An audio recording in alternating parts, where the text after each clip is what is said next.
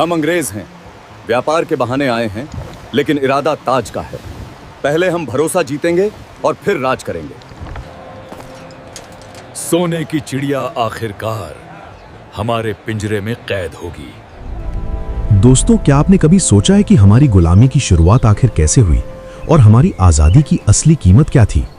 जरा कल्पना कीजिए उस भारत की जहां धरती केवल अनाज ही नहीं बल्कि समृद्धि भी उगाती थी, जहां हुनर पीढ़ियों की विरासत था और कारीगरों के हाथों में कला जीवित रहती थी। यही वो भारत था जो कभी पूरी दुनिया की अर्थव्यवस्था का लगभग चौथाई हिस्सा संभाले हुए था। इसलिए दुनिया उसे सोने की चिड़िया कहती थी, कभी सम्मान से तो कभी लालच से। ये वही भूमि थी जहां विजय पाने निकले बड़े बड़े साम्राज्य थक कर रुक गए। सिकंदर भी यहां आकर ठहर गया। कई आक्रमणकारी बार बार आए, लेकिन इस मिट्टी को पूरी तरह झुका नहीं सके। यहां तक कि मुगलों को भी अपनी जड़ें जमाने में सदियां लग गईं। फिर आखिर ऐसा क्या हुआ कि जिस देश को तलवारें नहीं तोड़ सकीं, उसे समुद्र पार से कुछ जहाजों में आए व्यापारी धीरे धीरे अपने नियंत्रण में लेने लगे। वे दूर देशों से आए थे, चेहरे पर मुस्कान और हाथों में व्यापार का प्रस्ताव, लेकिन असल सौदा मसालों का नहीं, सत्ता का था। उन्होंने बंदूकें बाद में उठाई। शुरुआत में उन्होंने फूट के बीज बोए। उन्होंने किलों की दीवारें नहीं गिराईं, बल्कि लोगों के दिलों के बीच दीवारें खड़ी कर दी। और जब तक लोगों को समझ आया, तब तक सोने की चिड़िया के पंखों में जंजीरें डाल दी गई थीं। आज हम इतिहास के उसी अध्याय का पर्दा उठाने जा रहे हैं जिसे किताबें ब्रिटिश राज के नाम से जानती हैं। और ये कहानी शुरू होती है एक ऐसी तारीख से जिसने भारत की दिशा ही बदल कर रख दी। तारीख थी 23 जून 1757 और जगह थी प्लासी का मैदान। बंगाल का नवाब सिराजुद्दौला अपनी विशाल सेना के साथ पूरे आत्मविश्वास से खड़ा था। संख्या उसकी ताकत थी, जमीन उसकी थी और हौसला भी उसका ही था। उसके सामने थी ईस्ट इंडिया कंपनी की अपेक्षाकृत छोटी सेना, जिसका नेतृत्व कर रहा था एक ऐसा व्यक्ति जिसका नाम इतिहास में चालाकी और साजिश के प्रतीक के रूप में दर्ज हुआ, रॉबर्ट क्लाइव। कागजों में इसे एक युद्ध कहा जाता है, लेकिन असल में जो हुआ वो युद्ध कम और विश्वासघात ज्यादा था। एक ऐसी गद्दारी जिसने आने वाले लगभग 200 वर्षों तक अंग्रेजों को हिंदुस्तान पर अधिकार जमाने का रास्ता दे दिया।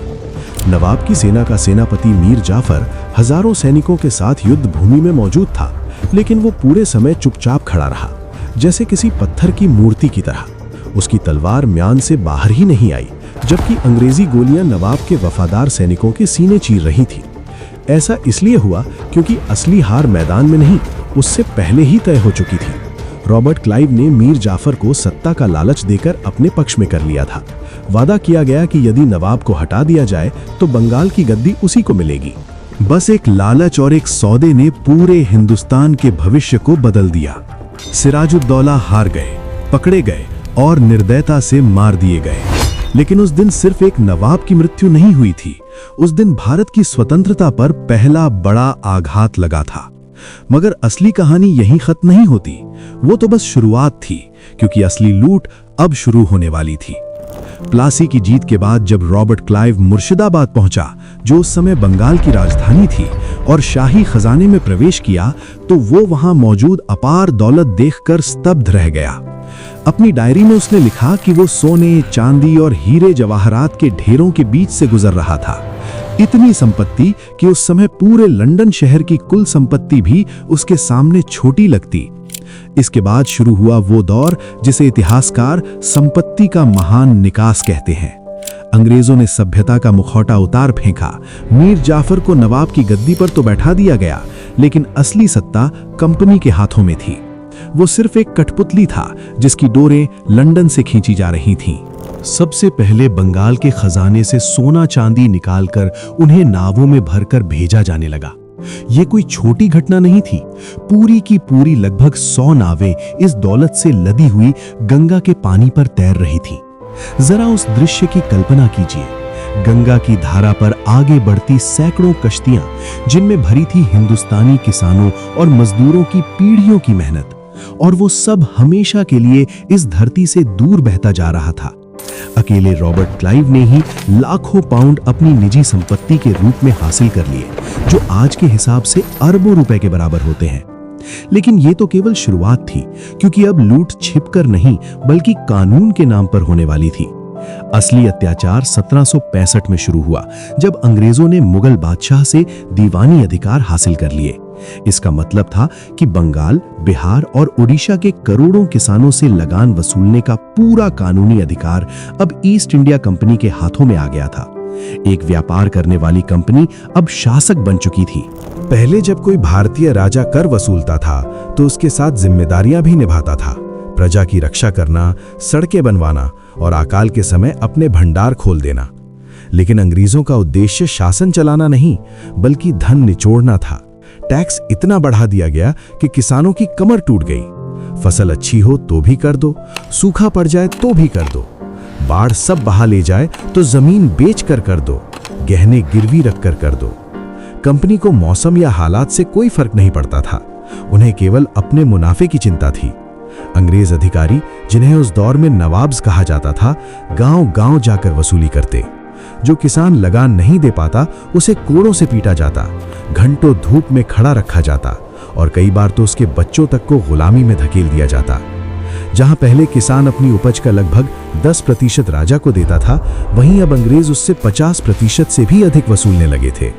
पैसा गंगा के किनारों से निचोड़ा जाता और लंदन की टेम्स नदी के किनारे बहा दिया जाता। कभी जन्नत निशान कहलाने वाला बंगाल धीरे धीरे एक उजड़े हुए प्रदेश में बदलने लगा। खेत सूखने लगे, चेहरों की रौनक मिटने लगी, लेकिन कंपनी की तिजोरी और उसका लालच अब भी खत्म नहीं हुआ था। अत्याचार की पराकाष्ठा तब हुई जब एक तरफ कुदरत ने भी जैसे हिंदुस्तान से मुंह मोड़ लिया और दूसरी तरफ अंग्रेजों ने इंसानियत की आखिरी सीमा भी लांघ दी। बात है 1770 के उस भयावह समय की जिसे इतिहास आज भी सिहर कर याद करता है। 1769 में आसमान से मानो आग बरस रही थी, धरती प्यास से फट चुकी थी और बंगाल के किसान उम्मीद भरी निगाहों से आसमान को देखते रहते थे कि शायद कहीं से बारिश की एक बूंद गिर जाए। लेकिन बादल खामोश रहे। जैसे ही 1770 का साल शुरू हुआ, मौत ने इस धरती पर दस्तक दे दी। इतिहास इस त्रासदी को 76 का मनवंतर कहकर याद करता है। जो गांव कभी जीवन से भरे रहते थे, वे धीरे धीरे शमशान जैसे सन्नाटे में बदलने लगे। लेकिन सवाल यह है कि क्या यह केवल सूखे की वजह से हुआ था? नहीं, अकाल सिर्फ तब नहीं आता जब बारिश रुक जाए। अकाल तब भी आता है जब सत्ता में बैठे लोग अपनी इंसानियत खो दें। उस समय जब खेतों में फसलें सूख रही थीं और लोग भूख से तड़प रहे थे, उसी वक्त ईस्ट इंडिया कंपनी के गोदाम अनाज से भरे पड़े थे। मगर उस अनाज को भूखी जनता में बांटने के बजाय ऊंचे दामों पर बेचा गया। चावल की कीमतें इतनी बढ़ा दी गईं कि वो सोने जितना कीमती हो गया। एक कठोर नियम बना दिया गया, सबसे पहले कंपनी का लगान चुकाओ, उसके बाद अगर कुछ बच जाए तो अपने परिवार को खिलाओ।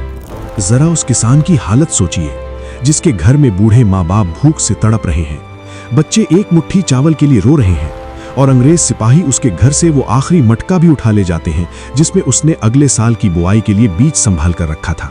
जब मुर्शिदाबाद और बिहार की सड़कों पर लाशें पड़ी थी और लोग भूख से दम तोड़ रहे थे, तब सवाल उठता है, उस समय कंपनी ने आखिर किया क्या? क्या अंग्रेजों ने कोई राहत दी? क्या उन्होंने अपने अनाज के गोदाम जनता के लिए खोल दिए? नहीं, उल्टा उसी साल लगान में और 10% की बढ़ोतरी कर दी गई। तर्क दिया गया कि अगर तुम्हारे पड़ोसी भूख से मर गए हैं तो अब उनकी जमीन का टैक्स भी तुम्हें ही भरना होगा। क्या यह इंसानियत की हत्या नहीं थी? इतिहासकार विलियम हंटर ने लिखा कि हालात इतने भयानक हो चुके थे कि लोग मजबूरी में मृत शरीरों तक का मांस खाने लगे थे। नदियां लाशों से भर गई थीं, शमशानों में लकड़ियां कम पड़ गई थीं और उसी समय कलकत्ता में कंपनी के अधिकारी जश्न मना रहे थे, जाम टकरा रहे थे और लंदन को चिट्ठियां लिखकर बता रहे थे कि इस साल मुनाफा पहले से भी ज्यादा हुआ है। सिर्फ 1 साल के भीतर बंगाल की लगभग 1/3 आबादी खत्म हो गई। करीब 1 करोड़ लोग मौत के मुंह में चले गए। ये किसी बीमारी से नहीं हुआ था, न ही किसी वायरस से। ये लालच का नतीजा था। ये कोई प्राकृतिक आपदा नहीं थी, बल्कि इंसानों द्वारा रचा गया एक भयानक नरसंहार था। और अत्याचार यही नहीं रुका। अंग्रेजों ने किसानों को मजबूर किया कि वे धान और गेहूं उगाना छोड़ दें और उसकी जगह नील और अफीम की खेती करें। वही फसल उगाओ जिससे कंपनी को फायदा हो। लेकिन क्या नील से पेट भरता है? क्या अफीम भूख मिटाती है? बिल्कुल नहीं। मगर अंग्रेजों को हिंदुस्तानियों की भूख से कोई मतलब नहीं था। उन्हें सिर्फ अपने मुनाफे की चिंता थी। जिस जमीन पर सदियों से अन्न उगता आया था, वहां अब जहर बोया जाने लगा। 1770 का वो अकाल भारत की रीढ़ पर पड़ा पहला बड़ा आघात था। बंगाल, जो कभी दुनिया को कपड़ा और अनाज बेचता था, अब खुद भीख मांगने की हालत में पहुंच गया। लेकिन दोस्तों, ये तो सिर्फ खेती की तबाही थी। अंग्रेजों का लालच अभी शांत नहीं हुआ था। अब उनकी नजर भारत के उस अद्भुत हुनर और उद्योग पर थी जिसके सामने ब्रिटेन की फैक्ट्रियां भी फीकी पड़ जाती थीं। मैं बात कर रहा हूं भारत के कपड़ा उद्योग की। और आगे जो होने वाला था वो सिर्फ एक आर्थिक साजिश नहीं, बल्कि हुनर के पूरे युग का अंत साबित होने वाला था। एक समय ऐसा था जब रोम की राजकुमारियां हों या मुगल काल की रानियां, सबकी पहली पसंद एक ही हुआ करती थी, ढाका की मलमल। बंगाल के बुनकरों के हाथों में ऐसा अद्भुत कौशल था कि मानो वे हवा को ही धागों में पिरो देते हों। कहा जाता है कि 6 गज लंबी साड़ी भी इतनी महीन होती थी कि वो एक अंगूठी के बीच से निकल सकती थी। इसीलिए दुनिया उसे बुनी हुई हवा कहती थी। 18वीं सदी तक दुनिया में बिकने वाले कपड़ों का लगभग 25% हिस्सा भारत से जाता था और यूरोप के बाजार भारतीय वस्त्रों के दीवाने थे। उस समय ब्रिटेन के कारखाने मुश्किल में पड़ गए थे, क्योंकि कोई भी अंग्रेज भारतीय रेशम और कॉटन के सामने अपना मोटा और खुरदरा कपड़ा पहनना पसंद नहीं करता था। यही बात अंग्रेजों को सबसे ज्यादा खटकने लगी। उन्हें समझ आ गया कि जब तक भारत के कारीगरों का हुनर जिंदा है, तब तक मैनचेस्टर की मिलें कभी अमीर नहीं बन पाएंगी। इसलिए उन्होंने मुकाबला करने की बजाय विनाश का रास्ता चुना। ईस्ट इंडिया कंपनी ने फैसला किया कि भारत अब कपड़ा बेचने वाला देश नहीं रहेगा, बल्कि उसे कपड़ा खरीदने वाला बाजार बना दिया जाएगा। सबसे पहले व्यापार पर भारी करों की दीवार खड़ी की गई। यदि कोई भारतीय व्यापारी ब्रिटेन में अपना कपड़ा बेचना चाहता तो उस पर 80% तक टैक्स लगाया जाता, ताकि वो इतना महंगा हो जाए कि कोई खरीदे ही नहीं। लेकिन जब ब्रिटेन की मशीनों में बना कपड़ा भारत आता तो उस पर 0% टैक्स लगाया जाता। इसे मुक्त व्यापार कहा गया। लेकिन यह आजादी सिर्फ अंग्रेजों के लिए थी, भारतीयों के लिए यह विनाश का सौदा था। फिर भी भारतीय कारीगरों का कौशल इतना शानदार था कि लोग भारतीय कपड़े की ही मांग करते रहे। जब अंग्रेज बराबरी नहीं कर पाए तो उन्होंने दमन का रास्ता अपनाया। कई कथाओं और कुछ ऐतिहासिक दस्तावेजों में यह दर्ज है कि जो बुनकर कंपनी के लिए काम करने से इनकार करता या अपना हुनर किसी और को सिखाता, उसके अंगूठे काट दिए जाते थे। सोचिए उस कलाकार की पीड़ा जिसकी पूरी दुनिया उसकी उंगलियों के हुनर में बसती हो और उसी के हाथ को बेकार कर दिया जाए। कंपनी के गुमाश के गांव-गांव घूमते, करघे तोड़ दिए जाते, घरों को आग लगा दी जाती और लोगों को बेरहमी से पीटा जाता। मकसद सिर्फ एक था, भारतीय उद्योग की रीढ़ तोड़ देना। नतीजा ये हुआ कि जो भारत सदियों से पूरी दुनिया को कपड़े पहनाता था, वही खुद बदहाली में पहुंच गया। हमारे खेतों से कपास बेहद सस्ते दामों पर खरीदी जाती, जहाजों में भरकर ब्रिटेन भेजी जाती, वहां मैनचेस्टर की मिलों में उससे कपड़ा तैयार होता और फिर वही कपड़ा भारत में लाकर 10 गुना कीमत पर बेचा जाता। 1834 में governor general Lord William Bentinck ने लिखा था कि भारत के मैदान बुनकरों की हड्डियों से सफेद होते जा रहे हैं। लाखों बुनकर भूख से मर गए और असंख्य लोग मजबूरी में भीख मांगने लगे। ढाका, मुर्शिदाबाद और सूरत जैसे शहर, जो कभी व्यापार और समृद्धि के बड़े केंद्र थे, अब उजाड़ और खामोश पड़े थे। अंग्रेजों ने सिर्फ भारत की संपत्ति नहीं लूटी, बल्कि उसके लोगों को बेरोजगार और असहाय भी बना दिया। एक समय आत्मनिर्भर रहा देश धीरे धीरे केवल एक उपनिवेशी बाजार बनकर रह गया। लेकिन इतिहास गवाह है कि जब अत्याचार अपनी सीमा पार कर देता है तो वही अत्याचार विद्रोह की चिंगारी बन जाता है। किसानों की टूटी कमर, बुनकरों के कटे हुए अंगूठे और अकाल में मरे करोड़ों लोगों की चीखें अब बारूद में बदल चुकी थीं। बस एक चिंगारी की जरूरत थी, और वो चिंगारी आखिरकार 1857 में भड़क उठी। वो साल जिसने अंग्रेजी हुकूमत की नींद उड़ा दी। 10 मई 1857 वो दिन था जब भारत के सब्र का बांध टूट गया। बैरकपुर में मंगल पांडे द्वारा जलाई गई चिंगारी अब एक भयंकर ज्वालामुखी बन चुकी थी। मेरठ से दिल्ली, झांसी से कानपुर तक हर जगह एक ही भावना थी, अब बहुत हो चुका। किसानों ने हल छोड़कर हथियार उठा लिए और जिन बुनकरों के अंगूठे काट दिए गए थे, उन्होंने भी पत्थर और ईंटों को ही अपना हथियार बना लिया। पहली बार हिंदू और मुसलमान एक साथ कंधे से कंधा मिलाकर खड़े थे। लेकिन अंग्रेजों ने इस विद्रोह को जिस निर्ममता से कुचला, उसे इतिहास में डेविल्स विंड के नाम से याद किया जाता है। आदेश साफ था, दया बिल्कुल नहीं दिखानी है। जो भी विद्रोही दिखे उसे खत्म कर दो। पकड़े गए क्रांतिकारियों को तोपों के मुंह पर बांध दिया जाता और फिर तोप दाग दी जाती। ये सिर्फ मौत नहीं थी, बल्कि बाकी लोगों के लिए डर का संदेश था।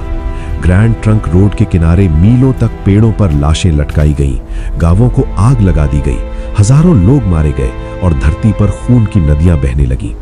भले ही 1857 का विद्रोह दबा दिया गया, लेकिन उसने अंग्रेजी सत्ता की जड़ें हिला दी। लंदन में बैठी महारानी विक्टोरिया को समझ आ गया कि ईस्ट इंडिया कंपनी अब भारत पर शासन संभालने के काबिल नहीं रही।